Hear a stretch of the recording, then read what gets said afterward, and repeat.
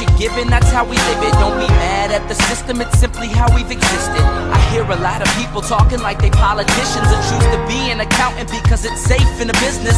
Not because they want to do it, just because they heard it pays. And who the fuck wants to be poor knowing that's how we've been raised? Society is getting heavy, I can feel the weight. The pressure of success is like 100 million pounds of shit.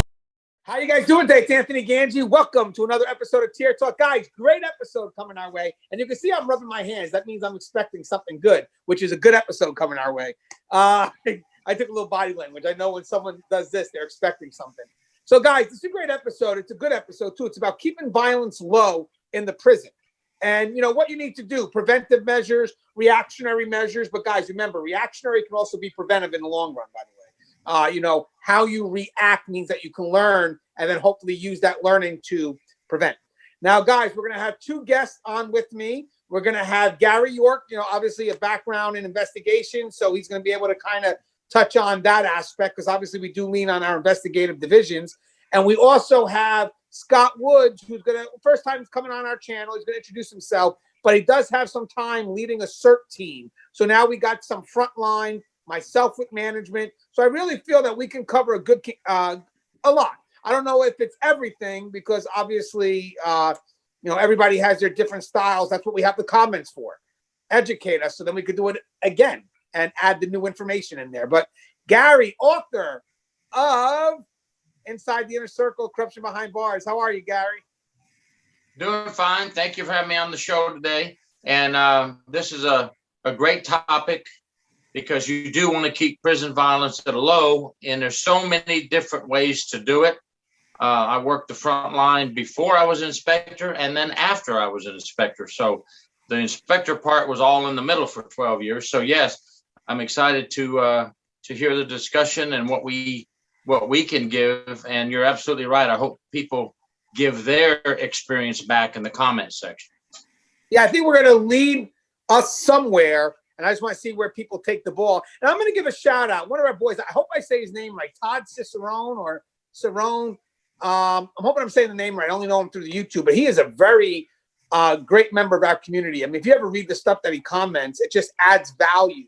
He seems to watch the episodes we do. And one day I'm going to have him on. I know obviously right now we're still on the job, but I'm actually looking forward to seeing what comments he adds. Along with, obviously, we have a lot of good comments that come in.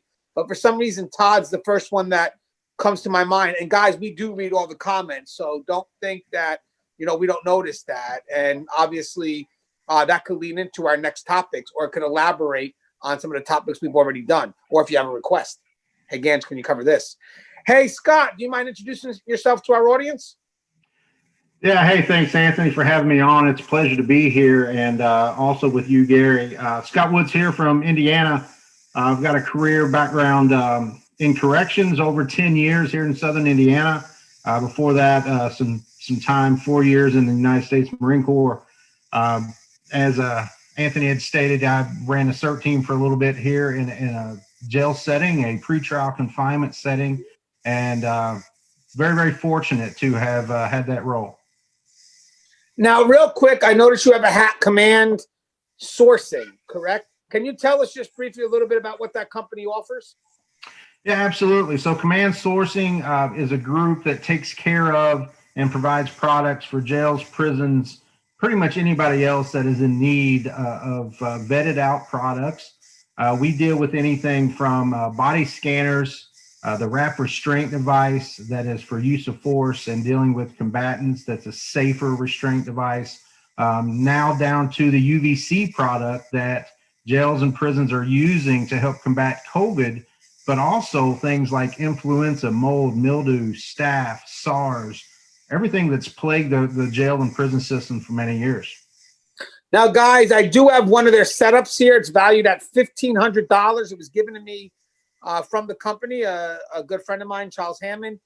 Russ Hamilton is actually going to meet with Charles out in California somewhere, and they're going to do a video to show you exactly how this is used. I think it's going to be a great video. Russ is excited. So I think we're going to see Russ secured because this stuff does look like it definitely does the job. And then what I'm going to do after that is, now mind you guys, this is $1,500 minimal worth of equipment. I am going to give it away, which means I will cover the shipping.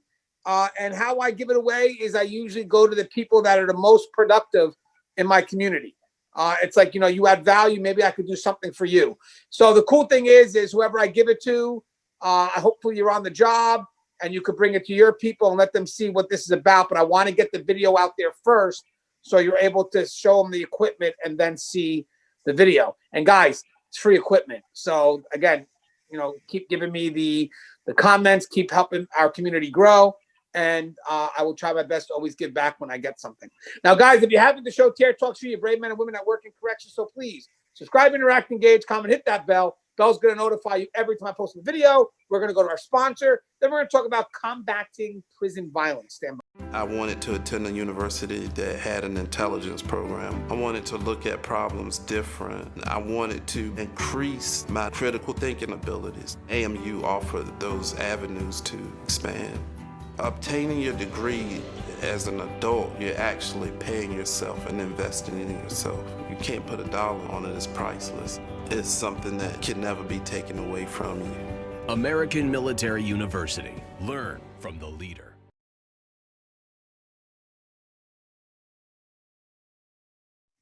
All right, then we're back. So right off the bat, let me just get one thing out of the way. I think the more simple part of the discussion, but I say simple, but doesn't mean it's always being done, but simple enough for us to understand, and it should be done, is let's talk about communication real quick. One of the things I know when it comes to combating prison violence or jail violence is, are we communicating? Is management communicating with frontline? Is frontline communicating with management? So the information that frontline can bring to management is essential. And what management can do to help the frontline is essential. So I'll go with Gary first. Let's explore that communication first. How important is that, Gary? Well, you really brought up one of the most important topics, and I've always said communication and documentation is very important. Verbal communication, of course, letting each shift know what's going on when you're being relieved. Let the other shift know if you have troublesome inmates. So you had a problem that day on the shift, so the next shift doesn't go in blind. But documentation as well. Document incidents. And I've always said we document incidents because that is a form of communication with our upper management. How is upper management going to know that we're having trouble with this gang over here, or we're having trouble with this individual inmate over here?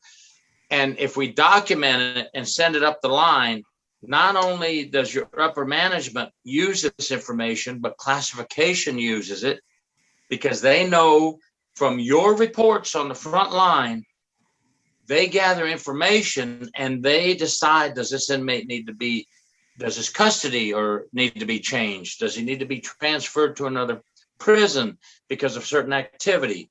So I think everybody knows what I'm getting at. And yes, Anthony, to answer your question, verbal communication and documentation are very key in preventing violence. I want to take note that Gary didn't just mention communication between custody and management. We're talking about a house that communicates, because there's a lot of people that are going to have roles, and we'll discuss it as we go further, but classification, very essential in preventing violence in our correctional facilities. And we'll get to that. But again, the communication, what I mean is the communication from, I said front line, which means that anybody could be proactive when it comes to this. Hey, obviously being a cert leader yourself, Scott, let's talk about that communication. What are some of the things that you think need to be communicated up from maybe those special teams or from the custody perspective? Which I just want to piggyback first on what Gary said, and then the totality of the communication is imperative here. As far as the CERT team and as far as your frontline officers, they have to be given that information from the time that they walk in the door, whether it be their first day on the job or the very next day on the job. And that's going to continue to make them better. It's going to continue to keep them safer. And if they're going to keep a snowballing effect of that communication and of that information, it's going to help save a lot of lives. It's going to help save a lot of headache, and it's going to save litigation in the end. And by the way, outside of the lives being saved, is the liability, because in corrections, if something doesn't work right the first time, you better get it right the second time, because you need to learn and you need to correct, because that's where the liability comes in. And also, we have very small room for error in this profession, very small room. So, one could be the learning process, but sometimes, guys, the learning process could be so extreme that we want to get it right the first time. But again, no excuse if you don't get it right the second time. So again, just a reminder here, though. So that communication is very important. And again, it's not just traveling up, but amongst each other as well. If there's stuff you see, you should be able to go to custody. Custody maybe should be able to go to classification, whatever it is that creates that dynamic that can bring good information to prevent or if need be, react. Unfortunately, sad to say, but we're trying to lower the numbers here. So now, one of the things I want to talk about, this is going to be kind of like the higher dialogue, is obviously that when an incident occurs at a prison, the very next day, or depending on when it happens, but usually it's going to be the very next day. If it's really urgent, it could be immediate. But let's just say, maybe a routine fight or whatever it is. There's going to be what you have, a briefing. So the briefing is going to be management. So you got the admin, and they're going to be sitting up with probably the highest level of custody, some inspectors from SID, probably classification. I would like to think classification should also be involved in this, because if there's any immediate moves or something like that has to happen. And they're going to discuss the incident from the night before, or if it just happened, whatever it is, however. But there's a briefing. Let's just say there's a briefing, and you definitely need to have those daily briefings. One of the things that you want to discuss during that briefing is could it be a trend? Do we have an isolated incident here, or is there a bigger picture? And now, don't forget, guys, we have an investigative authority here. One of the things that Gary had said at the meeting, why it's important that they're there, is because they have a lot of intel. They can help. A lot of our concerns are going to be gangs. They should know who the players are. And don't forget, guys, SID can also help us, or internal affairs can also help us with the information that's happening on the streets. If you have gang hits on the streets, that could play its way into the prison too, no doubt about it. So having people that are connected to the community that know what's happening, they could also give us the heads up. Hey, you got this war between these two sets in this area here, and we have a lot of representation from these sets. So let's get our security threat group management teams, let's get them talking to these players. Let's get them deciding, we have anything we got to worry about here, just to kind of get that intel, maybe separate out some leaders who, have some influence over these groups. But again, just in general, and I'll go to Gary next, is the discussion at the table, the discussion with all of those parties. And again, with classification there, the reason why I feel that they need to be there is they're the ones that set the field. They're the ones that put the inmates in place. So it's good for them to know if there's any security concerns, because they're the ones that are placing these individuals in areas that custody has to maintain. So that good working relationship between both really matters. And I would like for my classification departments to understand how the units are laid out, so they kind of understand what the officers are doing. So when they place inmates and an officer tries to explain why that's a concern, the classification department can kind of understand why, because they've been on that unit. A lot of classification departments may not frequent inside the jail because, their job is pretty much, doing the movements, not directly in the unit, but in that computer and typing the movements up. So it's good for them to have the understanding of the floor and the layout. And yes, there should be some intel that they're provided as well, because they're managing the layout. But Gary, let's talk about that briefing in the morning. I mean, let's talk about the people that should be there, and what do you think is expected from the different departments that are present? Well, the classification is a must. You must have them there. We have, I worked very close with classification all 12 years. They're very vital to access to information, things they know, documents we need.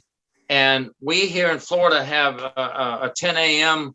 reporting rule where every institution in the state of Florida must report to their regional inspector general's office incidents that occurred the prior 24 hours.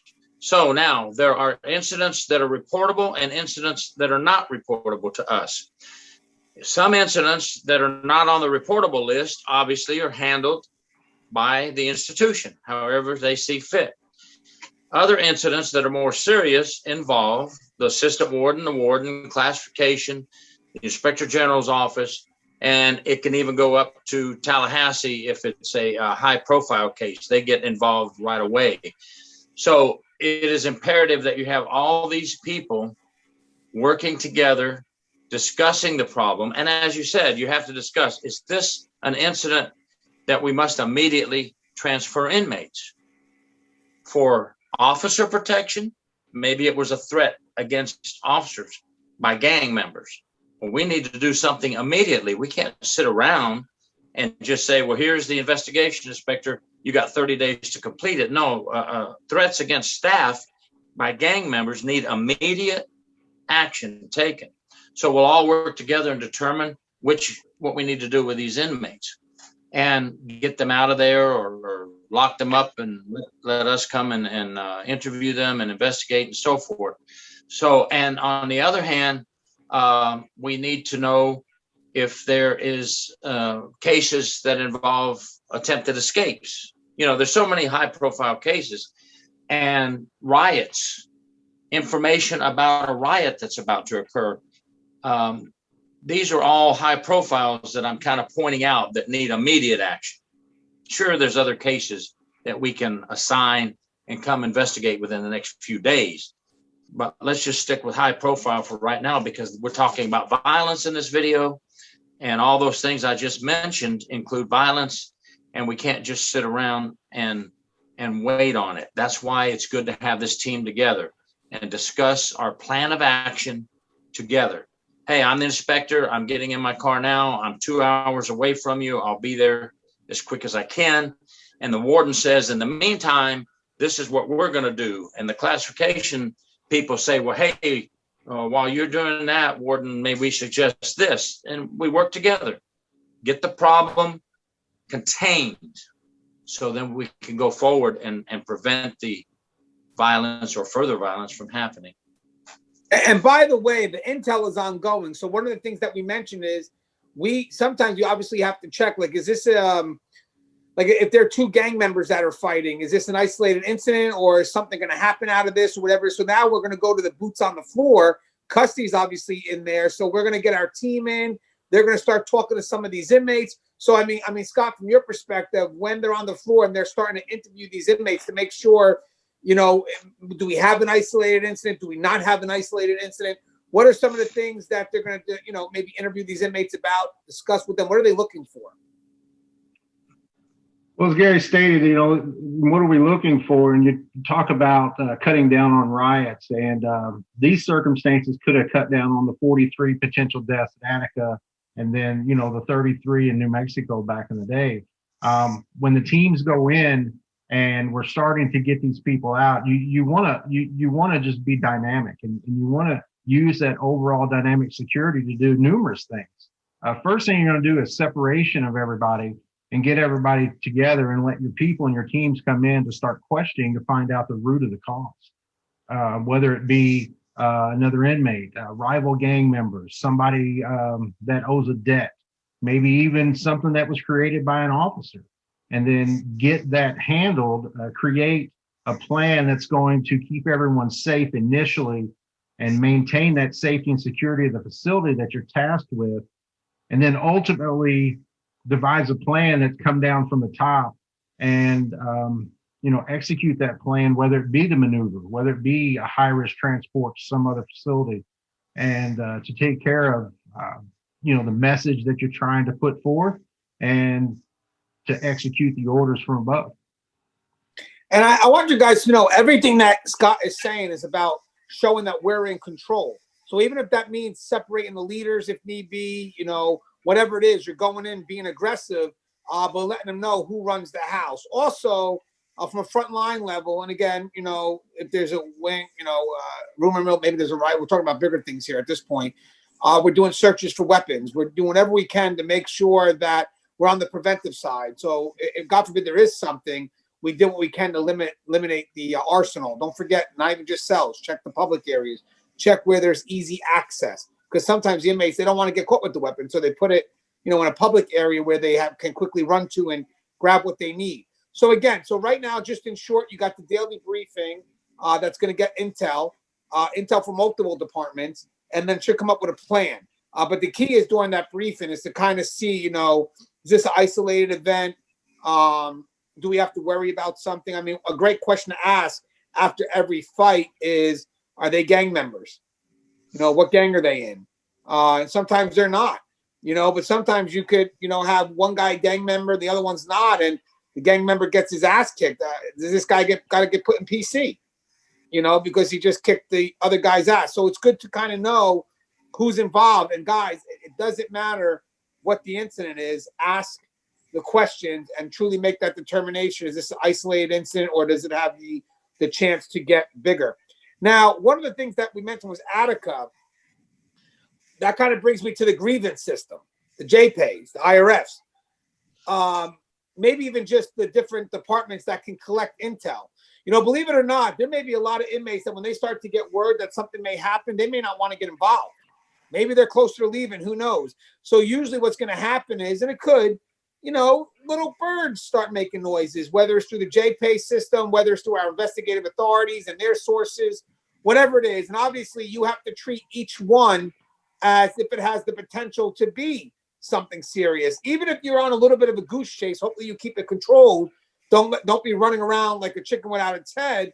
But in our position, universal precaution, the boy that cries wolf has to be answered every time. Sad to say, but there's a way we can do it where we're not so predictable. Don't get me wrong. But having said that, to that level, we are predictable. We have to respond to those things because we don't know. And then if something does happen, we have to make sure that we've exhausted every option, which includes that one pain in the ass inmate that keeps on, saying that shit's going to happen and it never does. And then finally it does. He may not be credible 99 times, but damn it, that one time he was right. And they're going to get you on that one time. So also the JPay, from my level, from the management side, it shows concerns where inmates can unite, which to me is the biggest threat. So I'll give you an example, but there's many. Commissary, a rogue officer, bad food. When you start getting complaints, and these complaints are starting to become generalized out, not specifically from one inmate, but specifically from different housing units and different inmates and, all these other things. Well, now you have inmates that have a common cause, and they're going to try to exhaust it the right way through the JPay or through the grievance system, and they're going to expect that you look into it, exhaust all efforts, because they're trying to do it the right way, and they expect a response. Now, if they feel that it's not being entertained, because let's say as admin, I trust my lieutenant to investigate that, or I trust my sergeant to investigate it, and I lead on their intel, but they're not really looking into it. Maybe they're just closing it off. I may have a problem because maybe there really is a concern. It's not being addressed. Now these inmates that have this common cause are starting to chat. Word starts to get around. And I go, screw that IRF. It doesn't work. Screw the JPay. It doesn't work, but we're going to get hurt. And now we have these inmates that wouldn't normally unite. And these are actually signs, guys, that you may be able to see by having someone you can trust monitoring the JPay system. I also want to talk about rogue officers real quick, too. Sometimes you have officers that just kind of very aggressive in nature. And sometimes what they don't realize is that they start uniting the population because, let's say you get a concern from an officer in one unit. Okay, I'll give the benefit of the officer, hey, swarm, let me look into it. But now everywhere this officer works, you seem to get the same complaints. And these are inmates that don't really talk to each other. Usually at that point, you're going to have that sit down with the officer and let that officer know, hey, listen, the way your approach is, we're hearing these things, try to be a little bit more respectful in how you handle things. But the funny thing is they're also going to be approached by their peers, because the peers know that when you have that rogue officer, guarantee it, they're either going to come for that rogue officer, or the rogue officer is going to take off and they're going to get somebody. So we don't want to be a victim to what that rogue officer is doing. So we should address it immediately. But these issues that combine the population, usually, guys, you could see it being leaked out. But again, you need somebody you can trust that's going to filter through those grievances. But Gary, as an investigator, you know, you've gotten the intel from the IRF, you're getting the sources. I mean, you could tell, okay, at this moment, we have an immediate concern, or at this moment, we're looking at something greater. So how important is it for that information to be looked at, even if it's been proven time and time again that, you know what, this inmate, his credibility is just not there, but then they keep on sending something different. Do you still have to treat it with the same urgency? Yes, all allegations have to be treated with the same urgency. Now, I want to say one thing before I answer that. Everything that we're talking about today ends up reverting back to the front line, because in the end, whatever decisions we make as an inspector, as a warden, as a CERT team leader, who are the people that are going to handle the problem? It's going to be the front line that's going to get these inmates, going to separate them, or whatever we need done. I just wanted to make mention of that. So if you're listening, everything we're talking about today goes back to the front line, because you're the ones who are going to take care of the situation when the decision is made. Now, we can't leave any stone unturned, because if an inmate is saying this rogue officer is just about to start a riot, and I'm not kidding, it's for real, or these inmates are gang members and they're just about ready to have a gang fight, or the food is terrible, the inmates are sick of eating cold food and they're going to riot pretty soon. You can't just ignore it and walk away and say, yeah, right, you're just crying again. You can't do that. You know, if you ever wonder why we have to do such long, in-depth investigations on these things, we have to listen not only to the allegation, but we have to listen to phone calls. And sometimes we have to get an administrative officer or an officer that the warden will let us borrow, and we put them in the phones for a day just to take notes and to listen to certain inmates we want them to listen to. Lots of times I sat in my office for a day listening to phone calls, because our regional office was hooked up to the phone system for the prisons. I might spend my entire day just listening to phone calls, checking finances through JPay, everything we can possibly do to turn in a report that will tell the warden and our folks up in Tallahassee, this is true, it looks like it's going to happen, or this is not true. But we have to know, for peace of mind, for the safety and security of our staff behind the prison wall, and for the inmates. Yeah, and also besides checking phones, checking mails, you could have an inmate that, you know, just happen to have some power. They may want to be, you may want, the investigative division may want them on a mail list to check their mail when coming through, obviously read by SID, but the officers should know that, hey, this person's on the mailing list. Let's make sure SID gets those letters. That's why it's very important for the officers in the mailroom. They got a very hard job, do a lot to keep track of. People don't, you know, the drugs coming in, a bunch of stuff. But one of the things is to know which inmates are on that mail list, and to make sure that they check to make sure that those inmates that are getting mail, that mail is being forwarded to the investigative authority. Now, Scott, also cameras too. Now, cameras are preventive because they do deter. Most of the time when inmates see the cameras are on, you would hope and think that once the camera's on, or, you know, surveillance cams, whatever it is, you know, this is not an area to do something, because obviously we're going to know it's you. But again, we deal with people that do foolish things, even if the camera's on or not. But it's definitely a great reactionary tool, because it gets us to hold the people responsible. And if everything's done right, it definitely helps when you give it to the investigative authority, who may want to push it over to the prosecutor's office. But what's your thoughts about camera placement, Scott? Does that help? I absolutely think it helps. In today's world, everything's on a DVR almost. You know, you got time back in the blocks, you got booking, you got the BAC room, you've got prison areas, you got rec areas, everything is recorded. And from Gary's perspective, it can only help his job as a frontline officer. It is your job to make sure that you are monitoring everything that you're seeing. The more and more that you become accustomed to learning the business of corrections, which I don't personally think that you can ever really truly learn it. It always evolves. You know, there's going to be telltale signs to help you do your job better. From an inmate going to his room to putting on his shoes, to inmates crowding around a certain area may be something. If you're watching a camera during a big game or something of that nature, you know, you can tell and you can watch, you know, the mentality of your crowd and kind of figure out what's going on. And even if an incident has happened, you know, people are going to, you know, the empathy is somewhat there. They're going to go back and check on people if something has happened or someone has been injured. If a door's closed for too long, you know, you're going to be able to take those cameras and view that and ultimately help you do your job better. Right. I have another thing that may not be thought of a lot too. We have a lot to cover real quick, but I have something else that may not be utilized as much as it should. A lot of the units should have what they call like a tier representative, someone that speaks for that pod or that that unit.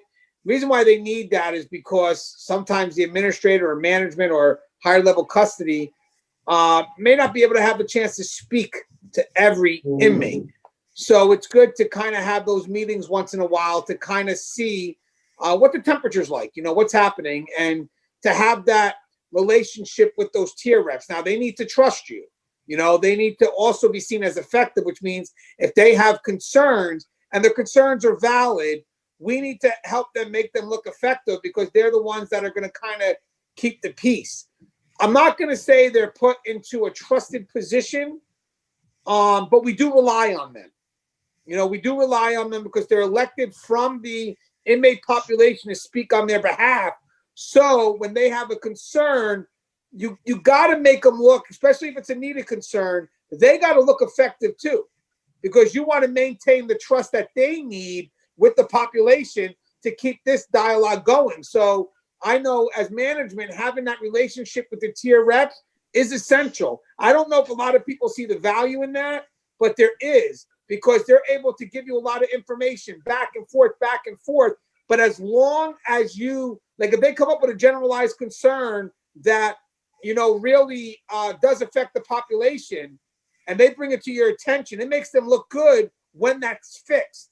And that will motivate them to come to you again. It keeps that relationship strong. Gary, I'm sure you've dealt with elected prison representatives correctly, someone from the inmate population that speaks on the behalf of that specific unit. Well, yes. Now, we used inmates a lot, but you have to be very careful in how you use the inmates. And you know that. We don't want to get manipulated as an investigator. You don't want to get manipulated as an officer. And you have to be very careful when you use the inmates. But many of our cases that we did were solved because of inmate testimony. And you have to take the good with the bad. I found that you're not going to get 100% truth. So you have to pick the truths out, and then you have to find evidence of what they're telling you that it's really happening. Okay. So for you people that are saying right now, oh, I would never believe anything an inmate says. Well, you have to be very careful, because lots of times they will tell you something that's true mixed in with a lot of false and a lot of exaggeration. So you've got to be sharp and not let them trick you or manipulate you. So yes, their information can be good and it can help solve problems. We use cool numbers where an inmate will call me at 10 at night right before the phones are shut off and say, this is going to go down at this time. I would be at the prison early in the morning before sunup, and the warden would have assigned me some officers, because remember, we always go back to the front line. The warden would have assigned me 3 or 4 officers, and we have picked out 5 inmates that we need to pick up simultaneously. So me and those officers would say, make our plan of action, and we would get those 5 inmates before the first wake up simultaneously, so they don't get to see each other, talk to each other. And then we go into what you talked about, Anthony, the searches, searching for the contraband in their cells, bunks, the entire cell search, and so forth. So that may be a long answer, but that is a result of sometimes what inmates tell you. And by the way, again, just stretching the importance of that, searching is essential. The strip searches, the cell searches. I mean, you have inmates that work in, areas that are like a manufacturing area, whatever it is, like a sewing area or kitchen where they could have access to what could be made into a weapon. So, one thing is you need to stop it by making sure that you strip the inmates right there as best you could. And then that also stops the traveling of those weapons to the different units or maintenance workers. I'm sorry, guys. I know that we become reliant on our maintenance workers, but we shouldn't. They're inmates too. We shouldn't be at a point where we become so reliant that out of desperation, when we need something, we trust them. They're still inmates. And sometimes, believe it or not, they love when you give them high value, because then they start to see that they're not replaceable. And the next thing you know, the inmate goes to lock. We have a flood and we're pulling the inmate out of lock. Again, that's actually discussed in the book here. But that reliance could lead to desperation, which could lead to you maybe not doing that strip search because it's an inconvenience for the inmate. Really? That's your job, and I know Scott right here is automatically thinking how contraband travels. And, there could be some people that maybe lax with those searches or those strip searches. I mean, shouldn't those be taken 100%, regardless of, I may not find items a lot because it happens. I mean, but it doesn't matter. Each search requires 110%, correct? Absolutely. And any inmate that is moving through your facility should be subject to search at all times, 100%. If somebody is moving outside of their section, they're at risk of transporting contraband. They're at risk of moving something from one place to another, tying everything in so far that we've said today. It could be passing a message from one gang member to the next. It could be passing a message from one block to the next. It could be, anything, all of those numerous things. And Gary's completely right with that. And this even reverts back to the grievance system. And even though that an inmate has placed a grievance form in the form of, hey, the food is cold, maybe that is a subliminal message in a way to get it to a supervisor to get called down to actually give an actual message to an investigator, such as Gary. Numerous times over the years, you may have been approached by an inmate saying, hey, in 5 minutes, I'm going to throw something across the floor and I'm going to start acting out. But when I come out, I'm going to give you some important information about the block. And as a supervisor and as an investigator, that goes a long way. And your frontline staff needs to make sure that that's of heightened awareness, just like basically them telling you that the food's cold. Yeah, and you're making me also think of something too, Scott. Administration really has to have a good rapport with the investigative authorities, because however the investigative authorities get their information, which obviously we know, you got to be able to make sure that you can put those strategic moves in place and help SID or help the Internal Affairs Division, because there's a lot of ways that you could do that that in the end result will make the facility safer. So having that good relationship between my phone keeps going off, it's annoying. Between administration and the Internal Affairs Division is very important, because they're going to ultimately get rid of the cancer.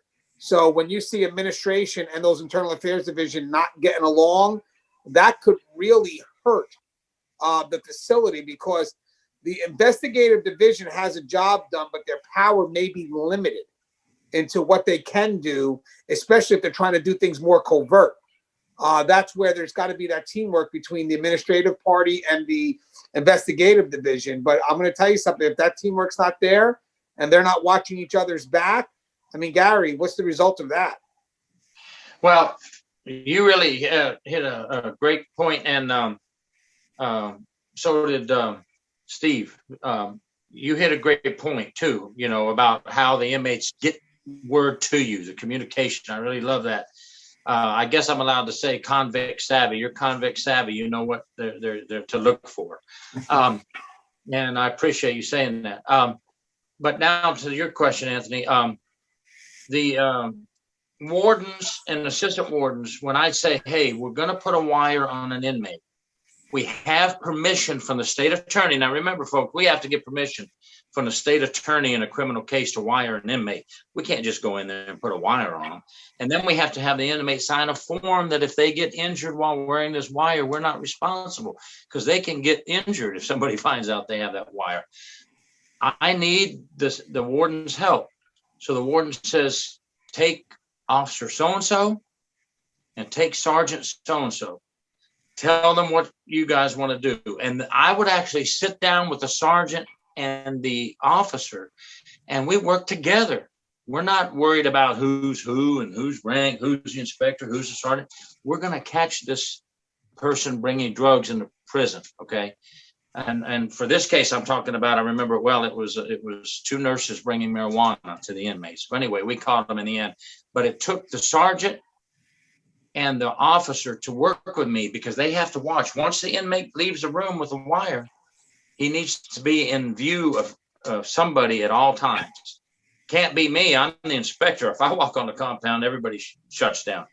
So the sergeant and the officer are doing their normal duties, but they're watching the inmate.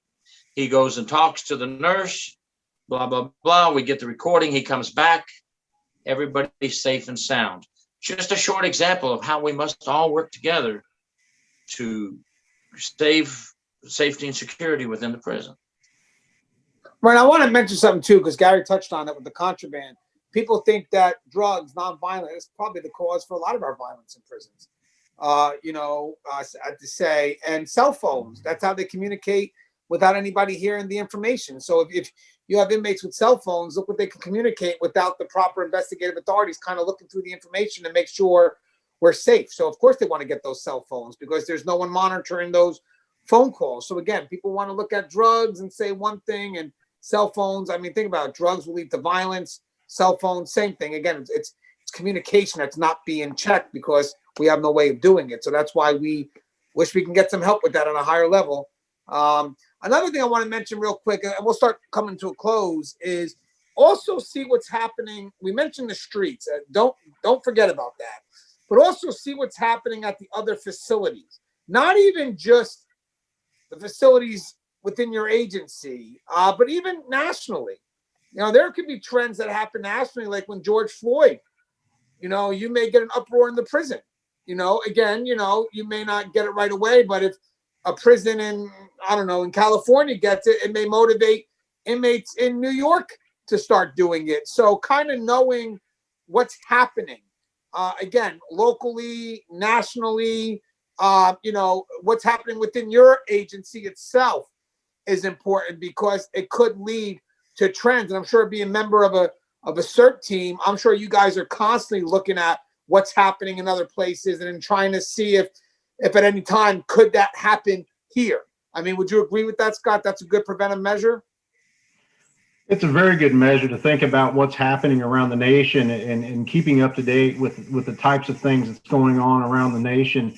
I was very, very fortunate to learn from some great people in the business. I can name one, Ken Haas from, he now works at Floyd County here in Indiana. And Kenny taught me a lot about what to do and when to do it, and what to look for, how to move through your facility, how to listen to your superiors all the way down to your frontline officer, and making decisions on what you're doing. And then just moving about your facility, even though that, those officers are working that beat and working that grind of listening, and, they may be telling you things that you see.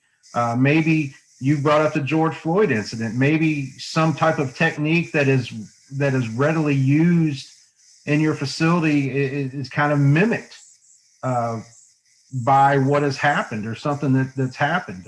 Makes me think of Kingsley v. Hendrickson, and how that's shaping the use of force across the nation, and what objectively reasonable means. You think about that case. So to answer your question, absolutely. You've got to be up to speed on what's going on. You've got to be up to speed on what they're watching, what they're able to watch, and notice that the symptoms of what you're seeing and what you're hearing feedback from the top down, what they're telling you, and how your inmates are reacting accordingly. Yeah, so guys, I mean, if you think about it, I think the foundation here is communication. I mean, that really is. I mean, people working together, getting the information out there, and really working as a team. Not, all because you're one department doesn't mean you have to be isolated from every other department. I mean, the key here is that we all work together as one, and that what helps us get the mission. Take advantages of the strengths that each department brings to the table. Each department has an area of expertise, and together we start to kind of make the puzzle work. With each person playing their role. And it's great, guys, when you see everybody working together. I mean, understand that in the end, we do have the same mission. We do. It's to make a safer facility. So there's more to cover on this. I'm looking forward to seeing what the comments have. But, we mentioned searches, the intel, the communication, working with the different departments, how classification needs to be on point with how they classify people. If there's keep separates, make sure they stay separate. The rogue officers, very careful with that. Try to be as respectful as you can, be professional. Because again, if you're not, you can act foolish with an inmate. You may get the best of them, but it may not end there. And they may not come for you. They may come for somebody else, because at that moment, that's when the plan's able to come into effect. So your actions could reflect the safety of the people that you work with. So it's very key that we make professional. And the reason why I know that is the moment I came into the job, I saw that being reinforced. I saw officers that tried to go rogue, and they were put immediately, stopped by the peers, by the other officers who knew, hey, I'm not going to be an outcome of whatever it is that you're trying to do here. And you would see the officers police each other at that point. That's why when a lot of people try to generalize what they could as negative in this profession, I disagree, because another thing is, besides the fact working in this profession, I know what I see every day. What they don't realize, the stuff that they're saying that we do at this crazy level puts our lives at risk. So you're going to have a majority of the people that want to go home who are going to tell the rogue person, quit your shit. And I've seen it. I've seen it 100% of the time. So, hey, Scott, you have anything you'd like to say in closing? First, in closing, thanks for having me. We think about, or I think about personally, when you invited me on to today's show, and thinking, and hopefully in the comments section you get this, but some of the past episodes ties directly into what we talked about today. Everything, from the vest to searches to pat downs, everything ties into what we're doing today. And just a very, very important piece of corrections. And one thing that I can't stress enough, from the various levels that I was fortunate to progress through, you've got to be communicative with your staff, even from the top down and from the bottom up. Don't be afraid to say something.